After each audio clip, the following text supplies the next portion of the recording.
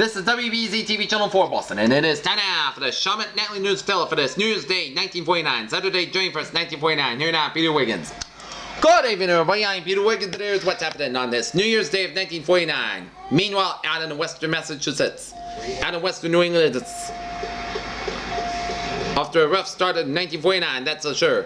Raging floodwaters in western New England were beginning to recede late last night after leaving well over 1,000 residents homeless, Iceland, and half dozen communities in Massachusetts, Vermont, and Connecticut, and causing upwards of $2 million in damage.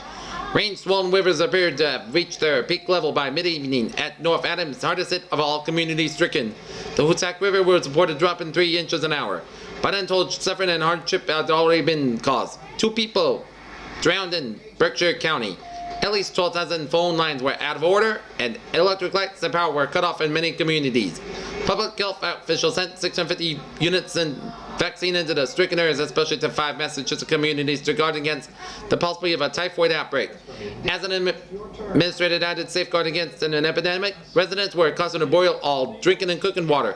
Highways all throughout the flooded New England area were made impassable as railroad schedules were badly disrupted. Scores of factories were forced to close down.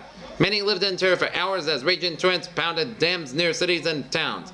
State and local police, National Guardsmen, and Red Cross workers and volunteers were busy all day and night evacuating families by aiding homeless, struggling with its sandbags and shovels that contained torrential waters, as National Guardsmen were also ordered to avert looting in stricken communities. The entire Greylock section of North Adams was 15 residents were evacuated during the day when it was appeared to be a Hoosac River might rise in a disastrous level. Many in North Adams were able to return to their homes later in the day, but more than 400 and nearly a quarter of them children were homeless overnight. Refugees were sheltered in the YMCA, quarters of veterans organizations, and any other places where huts could be placed. Westfield, busy city of 20,000 for most of the day, were cut off from the outside world except for tortuous backcountry roads, which themselves were threatened constantly by washouts and landslides. The little town of Chester on the Westfield River was roused suddenly from sleep in early morning hours when the air raid sign was sounded to warn residents of steadily rising waters. A dozen families were to be evacuated. This 2 occupants was auto escape injury when it knows dominant raging flood that washed out wooden bridges on Brody Mountain Road in Hancock, east of Pittsfield. And this is a photo at the Boston, Maine railroad station tracks in North Adams has flooded and train service disrupted and overflown in the Hoosac River. At right. What's your home goods happy? Work well to a car.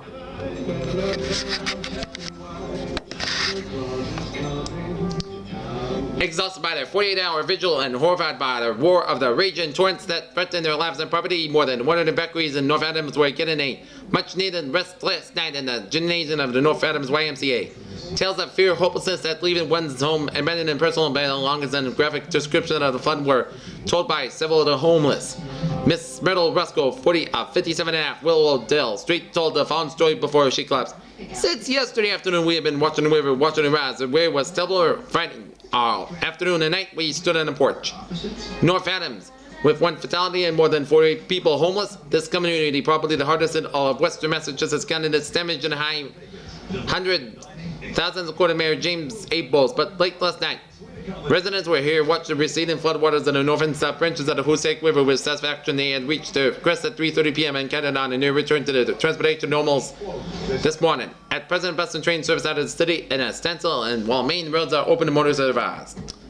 The latest on the flood summary, there were features of yesterday's flash floods in western Massachusetts, Vermont, and Connecticut. Principal trouble sources were the Deerfield, Hoosac, Westfield, and Hoosac rivers in Massachusetts, the West River, and small tributaries of the Connecticut River in Vermont, and the Naugatuck, Farmington, and Hoosac rivers in Connecticut. Major dams at flood level were those at Holyoke, Turner's Falls, Rosedale, Massachusetts, Vernon, and Ludlow, Vermont. About 1,000 persons within the states were temporarily evacuated from the flood-threatened homes in many cases. Rescues were made in rowboat. 2 people were drowned. An estimated 12,000 telephones were put out of order. Electrical power was shut off in many places, and highways and railroad tracks were blocked. Hardship and widespread but not extremes. No shortage of food was reported. Facilities were available for all evacuees. Householders in flood areas were warned to boil drinking and cooking water to guard against possible epidemic, and flood crests began to recede during the evening when the rain turned to sleet and snow, and in many sections motorists were warned to stay out of the affected areas if possible. The Massachusetts State Police late last night issued a following report on road and weather conditions in western Massachusetts. Northampton, Route 5 attended Greenfield closed at Old Deerfield Road because of floods. Goshen, Route 169, Ashfield closed. Otis, Route 8 closed. Great Barrington, Route 41 closed south of Great Barrington. Shawmut, Route 2 closed, road underwater. Deerfield, Routes 5 and 10 closed, road underwater. North End, Route 2 to Williamstown closed, landslide. Huntington, one-way traffic west of Huntington for a short way due to landslide, main road clear. Chester, one-way traffic west of town, landslide, and Covington, caution and advisory because of washout and landslides, one-way traffic in one spot.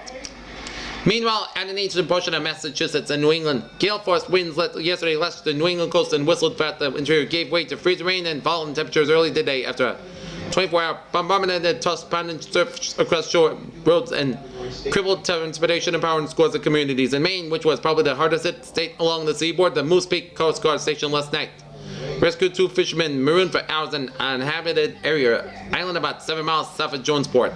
In Salisbury, 6 boys, one of them the son of the town's police chief, spent a fearful hours of 5 hours in the Legend and Merrimack River marshes before a slowly ebbing tide was made possible for them to wade a half-mile to the shore.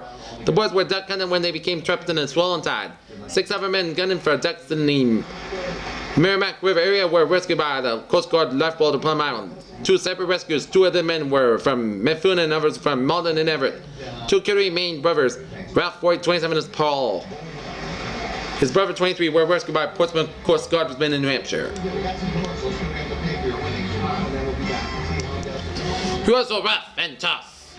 He had a gun, he was out to get a cop, waving a gun around in a Skull Square restaurant yesterday. He had his wish and had a surprise for the large, rough man he met. His cop was disarmed when he was arrested in just a few seconds. The cop was Mrs. Margaret Foley, a policewoman. The first member of her sex to make such arrest in a 30-year history of the police department. To top it all off, Mrs. Foley had no gun. Women officials are not armed, as the women officers are not armed. So tip of the hat to Mrs. Margaret Foley. Well, brave done. 1949, a brand new year with many new promises, got one of the noisiest and weirdest welcomes and record well into the wee hours of the morning at Boston night spots, theaters, and even some streets were packed with horn, toot, and hound celebrations. In countless homes as well, neighbors and relatives celebrated the arrival at house parties. Some quite, most not so quite, gave the new year the biggest of glad hands. The celebration likened by many of the exuberance displayed by revelers during the pre-war days showed and slowed down considerably when liquor sales at bars ended at 1 a.m. but floor shows and generally merrymaking continued until 3 hours later. In extra, the noisy merriment at night spot solemn New Year's Eve services were held in churches throughout Greater Boston as holy hour devotion started at midnight, and some Catholic churches and traditional watch night services were observed at Protestant churches.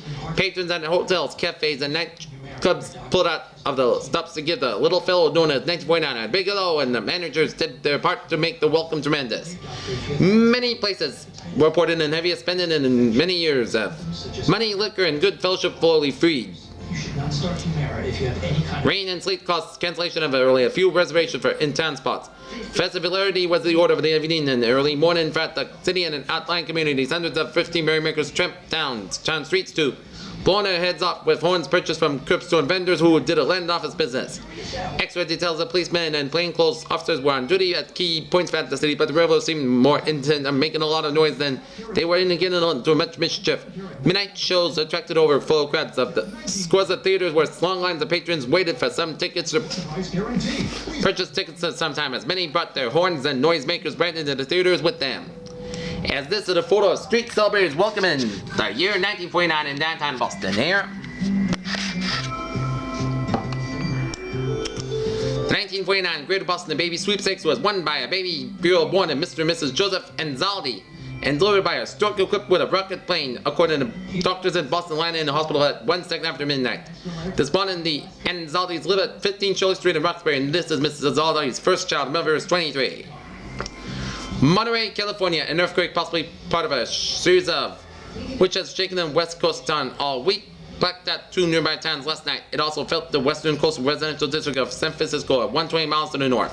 The blackout was in a nearby Pacific River city of nearby 9,000 in New Monterey.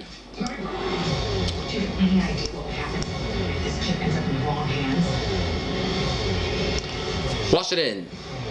Democratic leaders in the House agreed yesterday on a slate to fill the Democratic vacancies on the House Ways and Means Committee with members who will be sympathetic joining in commendation for the increased taxes that President Truman might submit to the new Congress next week. After conferences at the White House and an influential House headquarters, was decided that the 6 Democrats will be ratified tomorrow as means of the new members of the Ways and Means Committee today. As a group to build up the 15, the party's membership members will be in the 81st Congress will be Representative Cecil R. King of California, Thomas J. O'Brien of Illinois, J.M. Combs of Texas, Johnny Carroll of Colorado, Hale Boggs of Louisiana, and Walter B. Huber of Ohio. The slate ironed out today after Congress of the officers of the Congress of Industrial Organizations, including President Philip Murray, had interviewed President Truman and Representative Sam Rayburn of Texas will be Speaker of the House. So the next House appeared to be elected to be sure the New Deal control over any tax legislation in the House committee. According to the information given to the House and Senate Democratic leaders today, President Truman is prepared to tell Congress next Wednesday that its members must meet with a new tax institution which would be put in the federal government and read in the current ones. On New Year's, he promised that the closing of Walt Fan Watch Company plant would not be permanent, made by Walter Sinazzo, union president, before some 2,000 members last night. Sinazzo revealed that the $9 million long-term RFC loan will be discussed at a meeting of the trustees of the Massachusetts Congressional Delegation in Washington on Tuesday. Sinazzo's optimism was based on, he said, that the trustees would resolve they would start immediately to put a $175,000 watch movement inventory in the watch market, for which purpose. Okay, on to the sports. In the Rose Bowl, Northwestern over California 20-14. The Shrine game in San Francisco, East 14, West 12. At the New Orleans Sugar Bowl, Oklahoma defeated North Carolina 14-6. Cotton Bowl at Dallas, 7 Methodist over Oregon 21-13. Orange Bowl in Miami, Texas 41, Georgia 28. Gator Bowl at Jacksonville, Clemson 24, Missouri 23. Delta Bowl at Memphis, William & Mary 20, Oklahoma and A&M 0. Dixie Bowl at Birmingham, Baylor 20, Forest 7. Sun Bowl at El Paso, West Virginia 21, Texas Mines 12. Harbor Bowl at San Diego, Villanova 27, Nevada 7. South Bowl at Phoenix, Drake 14, Arizona 13. Raisin Bowl at Fresno, Occidental 21, Colorado 20. Falcon Bowl at Birmingham, Kentucky State 23, Greensboro 13. Lily Bowl at Bermuda, Navy All-Stars 25, Kindley 6. Prairie View Bowl at Houston, Wilberforce 6, Prairie View 0. Peanut Bowl at Columbus, Westfield 25, Fitzgerald, Georgia 7. Tangerine Bowl at Orlando, Sul Ross 21, Murray State 21. Cigar Bowl at Tempest, Missouri Valley 13, St. Thomas 13. Pineapple Bowl at Honolulu, Oregon State 40. 7, Hawaii 27, Oriental Rice Bowl at Tokyo, USAGF 13, U.S. Air Forces 7, and Alaska 0, Ladfield 0 in the Ice Bowl at Fairbanks. Okay, tonight the Bruins at the Boston Garden taking on the New York Rangers. Weather forecast for Boston vicinity, cloudy and colder. And part cloudy and colder tonight and Sunday, fair and cold, diminishing northerly winds tonight and Sunday. Massachusetts, part cloudy and colder tonight, Sunday, fair and cold, diminishing northerly winds on Saturday and Sunday. For Maine, Saturday night, cloudy and cold with some snow flurries, and Sunday, part cloudy and cold with snow flurries and strong northerly to northeasterly winds, and Saturday becoming northwest and diminishing Saturday night and Sunday. New Hampshire and Vermont, part cloudy and colder Saturday night and Sunday, fair and cold, strong northerly winds Saturday, diminishing Saturday night. For Rowland, Connecticut, part cloudy and colder Saturday night and Sunday, fair and cold, diminishing northerly winds on Saturday and Saturday night. And Eastport to Block Island, northeast storm warnings are displayed from Eastport to Block Island. 40 to 50 mile per hour winds of northeast winds north of Portland, and 30 to 40 mile per hour northwest winds south of Portland Saturday, and cloudy weather-wise with rain and fair visibility. For Block Island and Cape Hatteras, northwest storm warnings are displayed. Northwest winds at 35 to 45 miles per hour. Delaware breakwaters at 30 to 40 miles per hour. Southward to Hatteras tonight and Saturday diminishing late Saturday night. Part cloudy south portion and cloudy north portion clearing Saturday afternoon or night. Good visibility except fair to poor, and then snow and near Long Island tonight. Because so many things can't be replaced. First quarter moon 6:51 a.m. and during 7th full moon during 14th 4:59 p.m. Last quarter moon during 21st at 9:07 a.m. and new moon during 28th at 9:42 p.m. Right now at Lone Airport in Boston, Massachusetts, we have a temperature of 32 degrees with light snow, and that is gonna be it for the Visit us today and save. WBZ Shawmut, Bank, Natalie Newsteller for this. Join first, 9:49 on a Saturday. P. What's up? You have a good evening, and I'll see you on it. You're never far from home. Tomorrow, have a good night. This is WBZ TV Channel 4 Boston. The time 7:30.